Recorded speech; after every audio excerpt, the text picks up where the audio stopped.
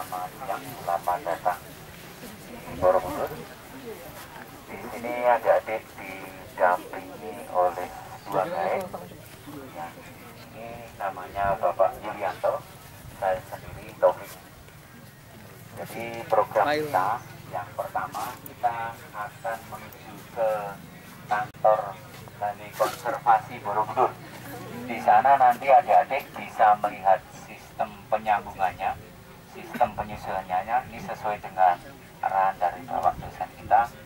Ini teknik, jadi kita intensif ke tekniknya. Ya. Tapi kalau saya bicara logika, saya dari spiritual. Jadi proses pembuatan candi ini batu disusun dulu dari bawah ke atas, pemahatannya dari atas ke bawah. Dalam ajaran Buddha itu ada istilah melawan dan memanfaatkan. Jadi melawan dan memanfaatkan ini sebenarnya bicara gravitasi bumi. Jadi misalnya ini tanah, melawan gravitasi bumi, benda harus menempel begini, susun di atasnya gini. Ini artinya melawan gravitasi bumi. Dan carvingnya atau memahatnya, membuang batunya ke bawah itu mudah, artinya memanfaatkan gravitasi bumi. Dari bawah ke atas bisa dibaca humanistik atau manusia, dari atas ke bawah teistik atau Tuhan. Bisa dibaca hubungan manusia dan Tuhan. Sekali lagi, Buddha ini bukan agama, Buddha itu falsafah atau aliran. Jadi Buddha tidak menyebutkan monoteis. Tuhan yang disembah siapa dalam Buddha tidak ada. Jadi Tuhan Buddha adalah surga, dan Siddhartha dia pembawa ajarannya. Dia bukan Tuhan Buddha. Makanya Buddha itu siapa? Siapapun orangnya, apapun agamanya, kalau dia baik, dialah Buddha. Makanya ada budaya. Budaya itu pendaya gunaan akal pikiran dan akal budi manusia, itu namanya budaya. Jadi Borobudur ini sekali lagi ini plural, ini holistik, jadi ini pluralistik. Dan kenapa dibangun di sini, apapun juga nanti bisa kita bantu. Oke ya, kita langsung menuju ke Bandung. Silakan.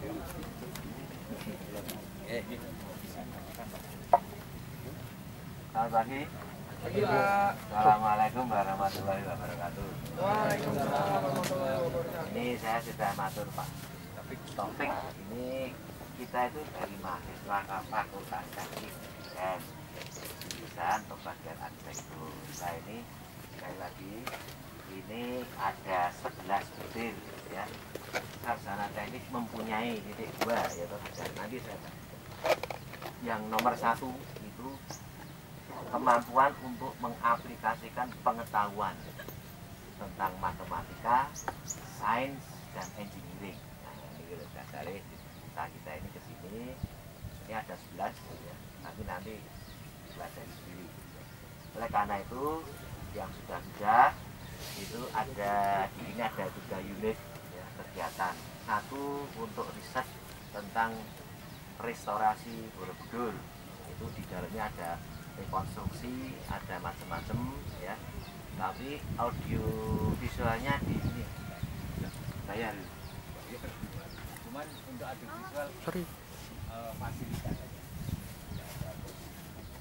ya. Jadi nanti gambaran restorasi seperti itu singkat hanya berapa 20 menit berapa. Tapi kita dengan dengan memahami posisi kita itu mahasiswa yang sudah belajar teknik arsitektur ya. Ini mungkin juga pengetahuan sains itu termasuk tadi filosofi simbol-simbol ya. Nah itu ada memang di dalam keterangan Nabi Bapaknya kali filosofi filsafat. Jadi itu kita padukan ya. Sekarang kita mumpung masih dekat ya. Nah itu melihat Ganjil ya Pak.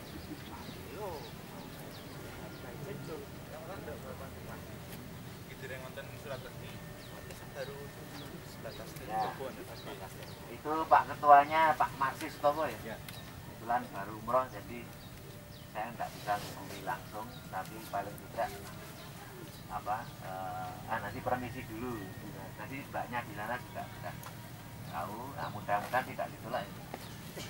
Pokoknya melihat saja ada showroomnya, di mana alat-alat dulu itu jadi seperti itu sudah mulai tahun 1800 sekian ya, 1900 sekian ya. Jadi dulu runtuh, kemudian dipugar, diberdirikan oleh ahli-ahli arkeolog dari Belanda yang sudah ceritakan itu. Sekarang kita lihat sekarang itu karena hasil dari rekonstruksi oleh berbagai bidang ilmu. Jadi kita itu juga mempelajari, dulu itu sudah ada kerjasama masing-masing bidang ilmu, ada teknik, ada sektor arkeolog dari seluruh dunia yang membantu ya, mendirikan kembali restorasi. Nanti sambil jalan ini beliau Bapak ini akan menjelaskan tadi kembali ke tadi itu.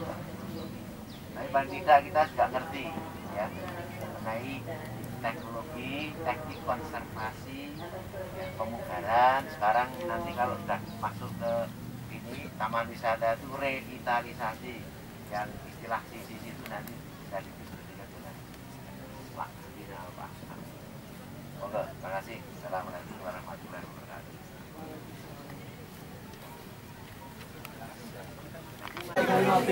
Waduh, refleksinya kelihatan.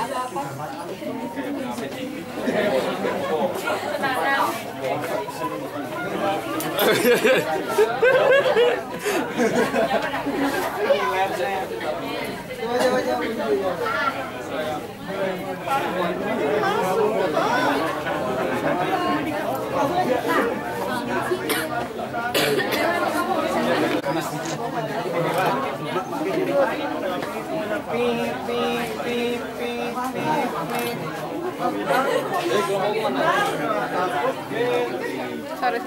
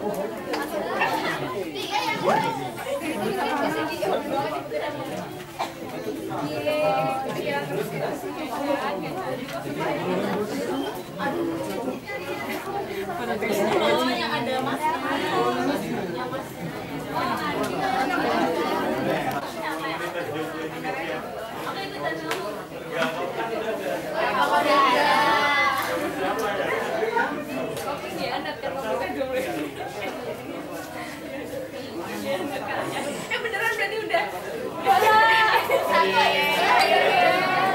Udah sih, nggak salah sih.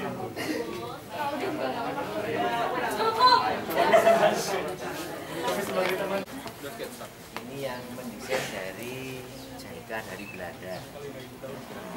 Jadi kalau melihat di sini itu konsep rumah Jawanya itu kental, tapi strukturnya modern. Ini besi lagi.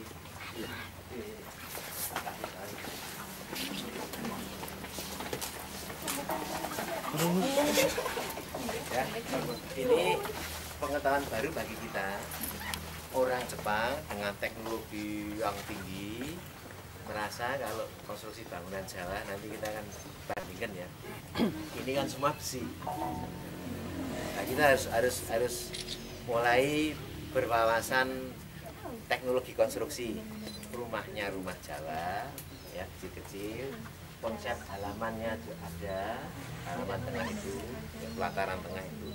Tapi ininya, ini bagi Anda, saya pikir tentu baru. Loh, kok ini aja besi, kenapa? Karena ini prinsipnya orang-orang Jepang, mereka daerah gempa sama dengan di sini. Dan mereka percaya bahwa pengerjaannya lebih pasti, lebih akurat ya dibanding kayu, lebih kuat ya. Nah, itu sambungannya lain dengan nanti kalau kita diskusikan konstruksi rumah Jawa, sambungannya sambungan ini loh ya. Ini rumah Jawa ini ya. Jadi ini Jepang juga memberikan pengetahuan pada kita, rumah Jawa asli itu ini loh, di atasmu ini loh ya. Konstruksinya kayu, ada kolom, ada sambungan ini ya. Yang satu kecil, yang satu gede, itu namanya sunduk gini. Ya. Dan itu ada dua batang yang horizontal. Kemudian yang ini tengah ini namanya under. Yang ini loh, nah yang ke atas itu namanya under. Ya. Ada bentuknya itu. Ini juga Jepang tidak semena-mena bikin yang besi, tapi masih memberikan image ya, pengetahuan tentang konstruksi Jawanya yang asli itu. Nah ini perlu dilihat kelemahannya. Ini ada talang, ini usuk ya, usuknya ini yang benar nih kayu ya, ini belandar kolom. Ini kalau anunya sama ini coba, ini namanya ini apa? Kumpak. Nah itu ini gambaran bahwa dari segi teknologi kita harus belajar. Ini sudah tahun 80-an ya, jadi Jepang memikirkannya sudah teknologi baru, tetapi masih menghargai ini bentuk dan pola ruang arsitektur tradisional Jawa. Di sini kita dapat apa? Ilmu.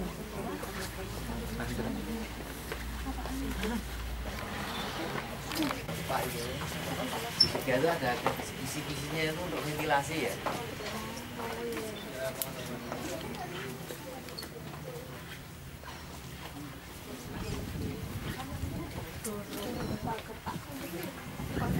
Dimasak. Tapi tetap namanya sama dulu Pak. Lain dimasak kalau nggak legit. Kalau gini terus berdiri itu dorong ke Pak. Kalau dipasang kan gini terus miring sedikit. Nah, nanti bisa.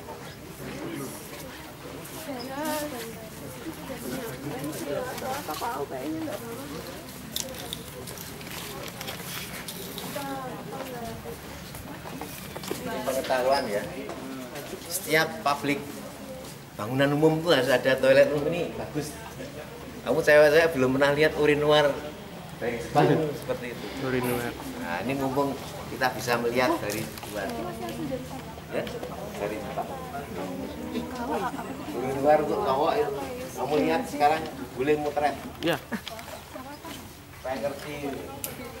memanjang sampai ke bawah. Begitu kan?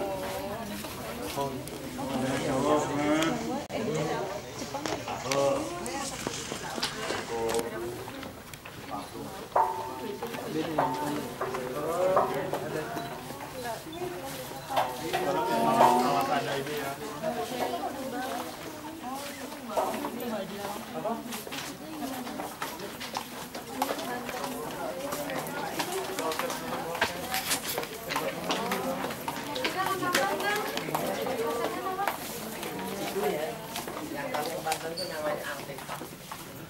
Artefak itu artefak.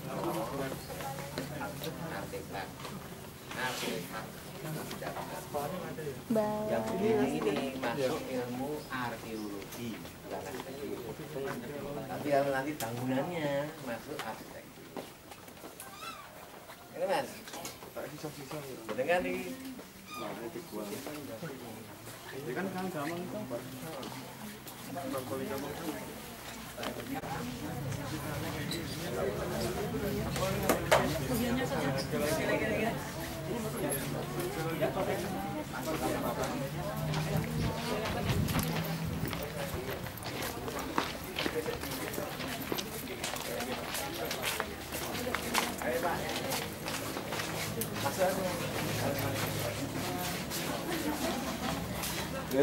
Lho. Aja bupati iki. Arsitek ya. Usaha lah.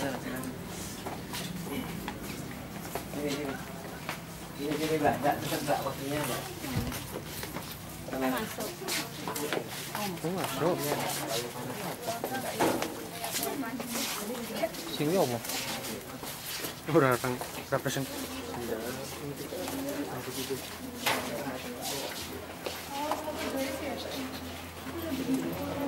Nah, shelter